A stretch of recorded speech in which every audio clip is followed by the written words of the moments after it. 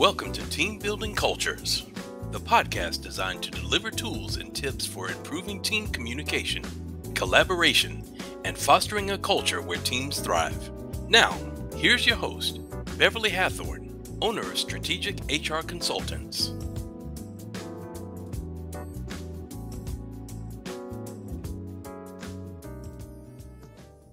Well, that is definitely something that I think we all should look to, because even though we've grown in years and experiences, we are still who we were.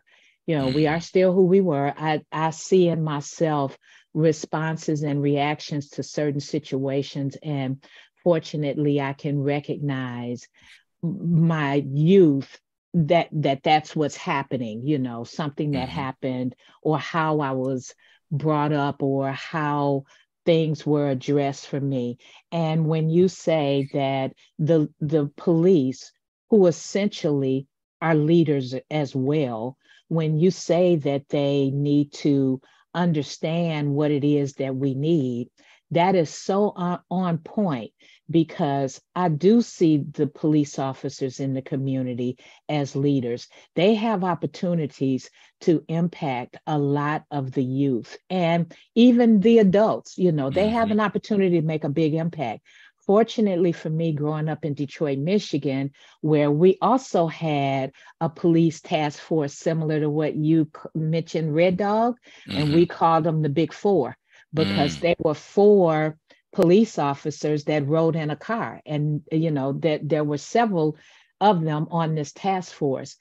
Fortunately, there were also other police officers in the area who took the time to talk to the kids, and who took the time to come to the neighborhood baseball games that were being sponsored by the local stores. We had corner stores in Detroit. A lot of neighborhoods don't have that, but we did.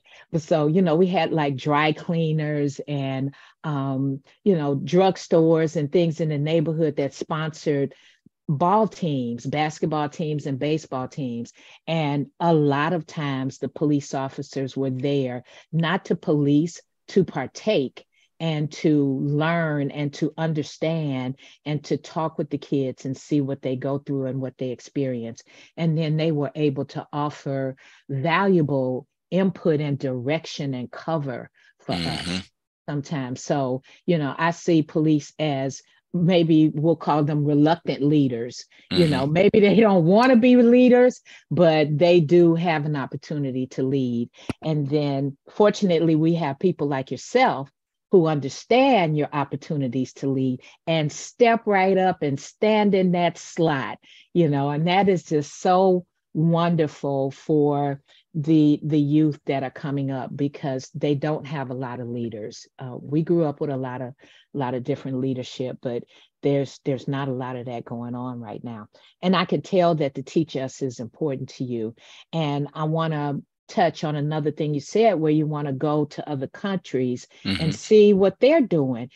We all need to be global thinkers. You can't just think of the community that you live in, because when you go other places and see other cultures, you learn other ways of doing things, and you learn about other impacts and opportunities and deficiencies, Yes. that result from doing things the wrong way. There's a deficiency that results in you just bringing me a plate of food. You don't even know if I'm allergic to it, if I like it, or if So yeah, that being a global thinker is something that I aspire to do. I aspire to get better at that. So Yeah, I traveled abroad for the first time, probably due to me being in the Marine Corps. But if I'm honest with myself, the first time I stepped foot on an airplane, it goes all the way back to that leader in high school. I owe so much to the Reserve Officer Training Corps, ROTC, or Junior ROTC, because, that was my first flight. As a child, we never stepped foot on a cruise ship or airplane or anything like that. And so we didn't take those types of vacations. So it was my first time in the sky. And now I travel as often as I can, not for the sake of travel, but I think that, to your point, you learn so much. I was talking to a nephew of mine as we drove up to the Oscarville event to learn about this community that's currently beneath the surface of Lake Lanier and all of the historical things around it. And he said, Uncle Josh, I just don't know. I'm not happy. I don't know what I want to do.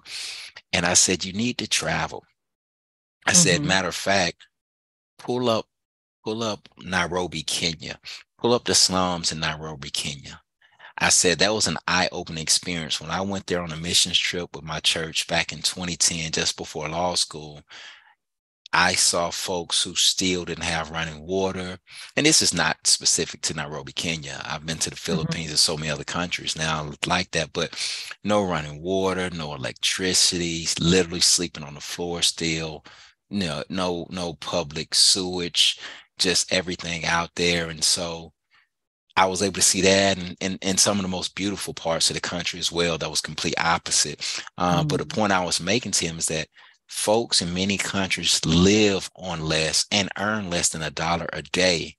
You're Yes. making $25 an hour and you're not happy. So it's not the money, it's something else. You don't have enough value and appreciation for life because it's so much that you're taking for granted.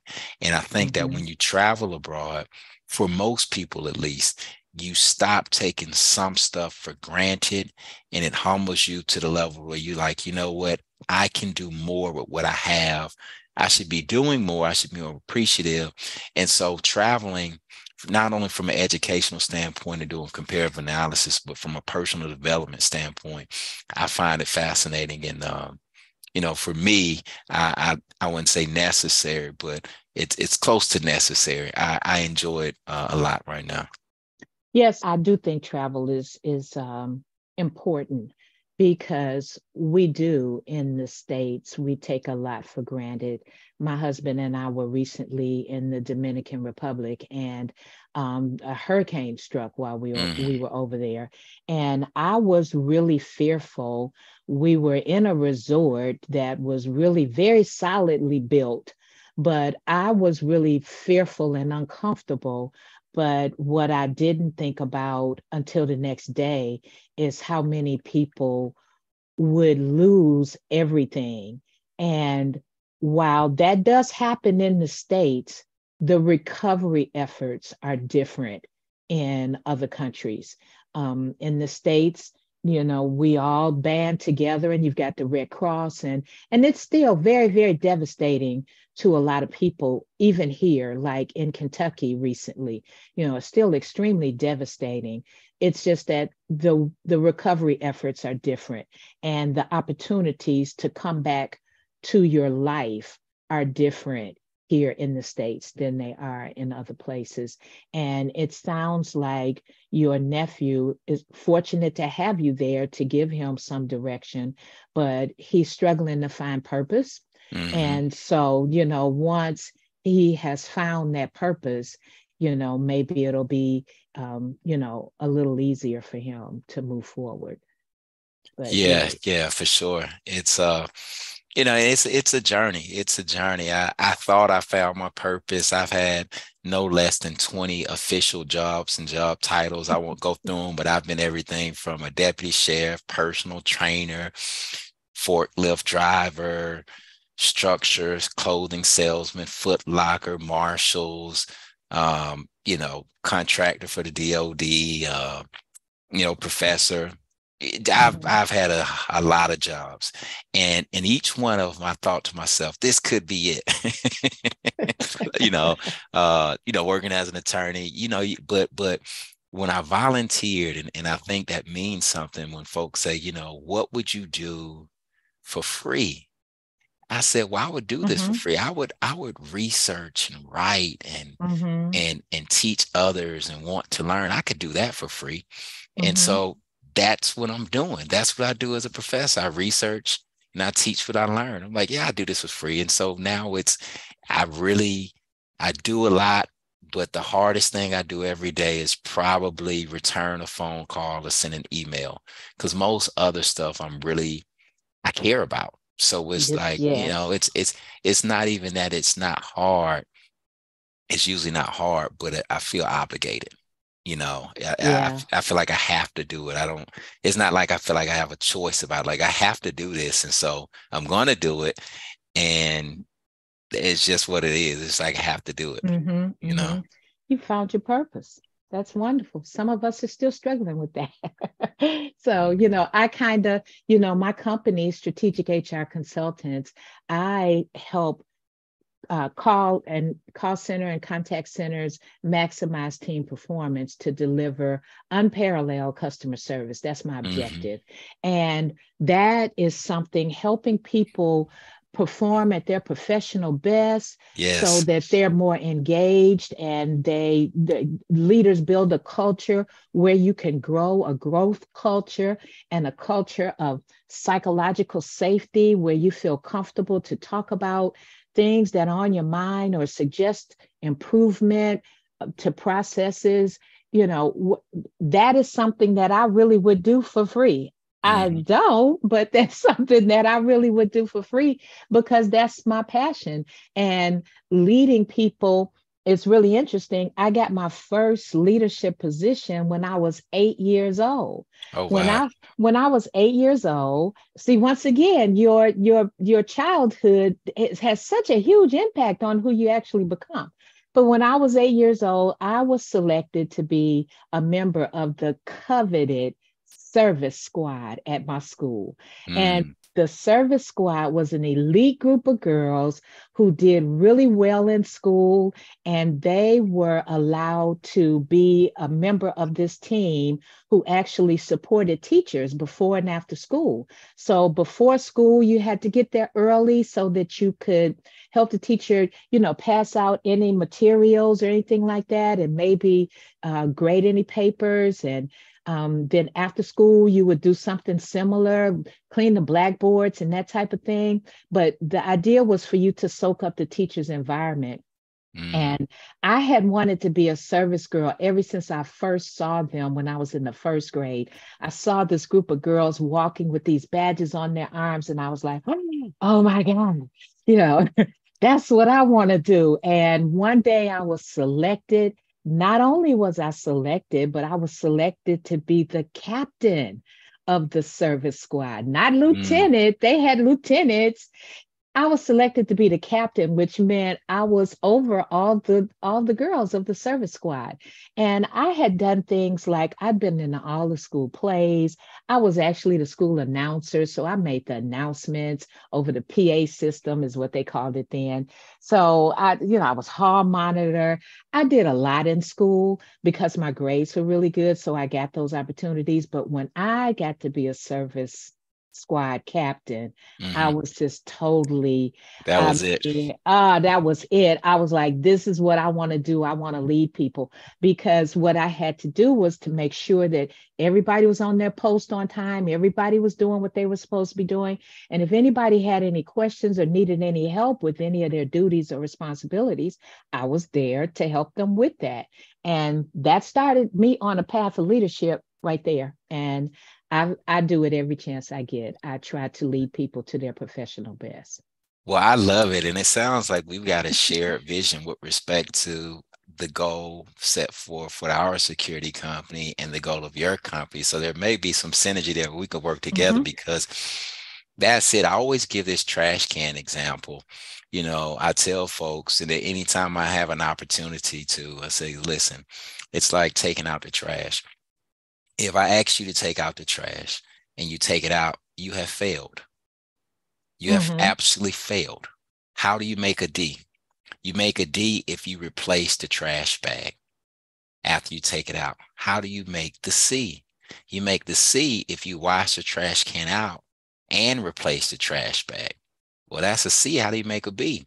Well, B is going to be a little tougher. You need to empty all the trash cans in the house, wash all of them out, replace all the trash bags. And how do you make the A? You make the A when you do it without even having to have me ask you. That's right. And so I preach, listen, 3, 4 levels above what is requested of you. Sometimes you need to do exactly what the employer tells you to do, Hmm. or the client tells you to do. but that's not all the time. And so usually you want to take it a couple of notches above. And so if we're just doing what you've asked us to do, at least for Mm-hmm. me, I'm failing. And my director here on campus, or everybody say that I'm extra. It's like, I'm not going to do what you tell me to do. That's too easy, because I treat everything like a relationship. Do you want to be in a relationship with someone who's just home and you get there and they say, hey, or would you Mm-hmm. like for maybe some dinner every once in a while, or some roses, or a trip, or that's going above. And so we know that people like when you take it a step above. And so that's what we're trying to do in the security industry is exactly what you're saying. We all think about the my pleasures at Chick-fil-A. We're like, Okay. it's like they say my pleasure, like they take it a step above, and we like that. And Yes. so we're just trying to do something on that level. In fact, go a little further. But I know that part of what you wanted me to share with you today is to just kind of talk about this idea of team building. And Mm-hmm. and I'll just share a few nuggets that I call like a 4D approach to team building, if you will. And the first one deals with discipline. You talked about the youth coming in the door every day. And when I talk about discipline, I often talk about it in the way of healthy behaviors. Can you be disciplined enough as an individual employee to get a good night's rest, eat breakfast, do yoga, exercise, read a book, whatever it is that's going to make sure that you start the day off right and are able to Mm-hmm. function throughout the day? If you can be disciplined there, it's going to go a long way in the success of your day. And similarly, as leaders, if you can be disciplined so that you are in a good place and you're not speaking down upon the folks you're working with, it just makes for a nice office environment, and folks aren't Mm-hmm. coming to work angry. And so I think that discipline, from a health standpoint, is important. And I often tell the story of the Chinese bamboo tree here, and they just talk about with the tree, it you can water it, you can nourish it for 1, 2, 3, 4 years. And in the fifth years, it grows like 90 feet. And they ask, well, did it take 5 years to grow, or does it take 5 days to grow when it jumped up and sprouted up that high? But it's a lot of underground root work, groundwork, nurturing that you've got to do. And it just means that we've got to be disciplined in our practices every single day. We won't always see the success. So discipline is the first D of the 4D. The second one is dedication.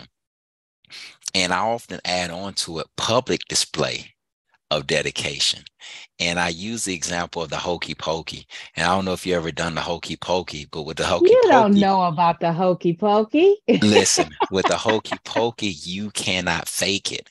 You can fake so many things in life. You cannot fake the hokey pokey. When they say No, you you put your can't. left foot in, you've got to do it. And Right. folks want to see that you are also rolling up your sleeve. You are putting the left foot in, you're Yes. taking it out. And the thing about the hokey pokey that I like is that at a certain point of the song, it say, put your whole self Yes, it in does. Yes. and take your whole self out. And so that's part of that public display. And that's part of that 4D. When you're getting wet, you're getting dirty, because sometimes as a leader in team building, you've got to go all in and show that I'm committed. And so you've got the discipline, you've got the dedication, and then you got to be decisive. For example, you talk about that employee coming on and that onboarding experience and welcoming them. As soon as you get an inkling of a feeling that something isn't right with an employee, it's not enough for us to say, well, they're just a new hire. We're not investing too much time. I'm not going over to see what's wrong and get involved in their personal life. You've got to be decisive. You may be making the right decision not to get involved. You may be wrong, but be decisive, because oftentimes it's those critical moments that mean the difference. And they've got the story about, good things that come to those who wait. And I like to say, well, oftentimes it's the leftovers, right? So be decisive and go ahead and do what you need to do. And then the last one is demonstration. And the Okay. demonstration piece, I really borrowed from the Army. As a Marine, I've spoke to folks in the Army, and they've said that this is true. when I went through the training in law enforcement. I had an Army instructor, and he says that they've got a motto: I do, we do, you do. So you think back to the story I told you about my high school teacher. He marched us to the mailbox. He gave us the stamp. He told us to put it in the mailbox. And so a lot of time as leaders, we like to say, do this and do that. I currently operate from the standpoint of I'm going to be, first of all, what I ask you to do. So if I ask you to be well-groomed and this, that, I'm going to be that. I'm going to do that. But if I ask you to do something, I'm never going to ask you to do it without being willing to do it at that time myself. Create a spreadsheet for me. I'm going to give you a spreadsheet, or I'm going to create one right in front of you so you know. Then we'll do it together. Do you have any questions? I've done it. Do you have any questions? We do it together. Do you have any questions? And then finally, you do it. Let me watch you and critique you before I leave you alone and expect for you to be able to do it on your own. And I think that so many times, especially when I worked in the legal space as a law student doing judicial clerkships or clerkships with the EPA and here and there, folks just wanted you to do. And you were so nervous because you were like, well, I don't know if this is what you want. And it creates an environment where folks are not confident. And so knowing that, I've really adopted this strategy, and I think we found some success with it. And so that's what I do: the discipline, the dedication, the decisiveness, and the demonstration. That's pretty much my 4D approach to team building, and it's also my 4D approach to health and wellness. Awesome. Yes, I like that 4D. All of those emulate my strategy. I didn't have a term for them, but yes, I definitely expect as a leader, I am disciplined, because leaders often are watched, but they're also imitated. So while you're positioning yourself up front, understand that someone's watching you and someone very well could imitate you. So you want to be sure what you're showing them. And the dedication, you definitely got to be committed to what you're doing if you expect other people to have that level of commitment. Because again, they're watching you. Decisive, you got to pull the trigger. You can't be just, oh, I don't know, well, maybe it'll take care of itself and that. Sometimes it does, but you got to pull the trigger because you're the one running the show pretty much. And you're the one, the impact or the fallout is going to be what you establish it to be. In most cases, you have control over that. And definitely demonstrating to your team what you want them to do, because when you give an instruction or you ask somebody to take care of something, you got to have at some point shown them what that looks like. Your direction has to be clear and it has to be concise, and they have to have an example to follow, because your direction could be interpretive. What I think is taking out the trash might not be what you think is taking out the trash. So, as leaders, we've got to be clear and concise when we give direction. And you've got to create a culture where people can grow. That's why I named this podcast Team Building Cultures, because people have to have an area when they come to work, they have to be able to innovate, give you their ideas, give you their thoughts. They have to be able to mess up and make a mistake and come back from it. And because if you run such a tight ship that nobody's giving you their thoughts and their ideas, and they have them, but they're not giving them to you, then you're losing out. You're losing out, your organization's losing out, and your company's losing out because you're not getting the best of your people. So yeah, I like that. The 4 Ds of discipline. Remember that, folks. Is the 4 Ds: discipline, dedication, decisiveness, and demonstration. So we'll hear that somewhere again. We definitely will. Well, Joshua, is there anything that you'd like to add? Any last words of wisdom you want to leave us with, other than, it's been a whole wisdom jam-packed session here, but anything else? No, I'll just say that, continue doing what you do. I was just talking to a friend yesterday, and I would tell you not to take lightly what you do. And this idea of podcasts and social media, I was telling them that my decision to go to law school was made solely me being decisive, is what I mean, was made solely for me listening to a gentleman named Eric Thomas. And he said that you've got to be willing at any moment to sacrifice who you are for who you are to become. And I don't even know that's his original quote. I don't think it is. But when he said it, I called my younger sister. I said, Lex, I'm going to law school. On our first date, I told my wife, hey, I'm going to law school. We've been together for a number of years now, and things are sort of settling down. We've got a kid, we've got a house and a child, and then we got a house, and it's like now or never. And so I had to do it. And that was the thing that got me over it, hearing someone say it at that time when I needed to hear it. And so just continue doing what you do. You're going to impact somebody for sure, and it'll continue to get better, and it'll continue to grow. And I just appreciate you for reaching out to me and allowing me to share this platform with you. Yes, I appreciate you coming in and dropping all these words of wisdom for us. And just for the last bit, is there anything you'd like to leave us with as far as contact information, or Sure. I've got a Teach Us Justice Facebook page. They say I need to update. I actually got an Instagram, Teach Us Justice. I'm getting there, folks. I've got a teachusjustice.com. The security company is Hawque Protection Group, www.hpg.global. And where I serve as a professor is AIU, Atlanta, American Intercontinental University, Atlanta. So that's basically how to find me. And then our anti-gun violence committee with the 100 Black Men of Atlanta, it's open to the public. It's one of the only committees open to the general public where you can join us in our fight to reduce incidents of gun violence. And we meet each second Thursday, like tomorrow, at Flipper Temple AME in Atlanta, Georgia. And so that's right near Clark, Atlanta on Student Movement Boulevard. So that's it. Again, I appreciate you. You're doing a phenomenal thing here, and hopefully we can catch up again soon. Well, thank you so much, Joshua. It's been a real pleasure, a real joy talking to you. And I thank you so much for coming to the show. For sure. Thank you. Well, have a good evening. You too. All right.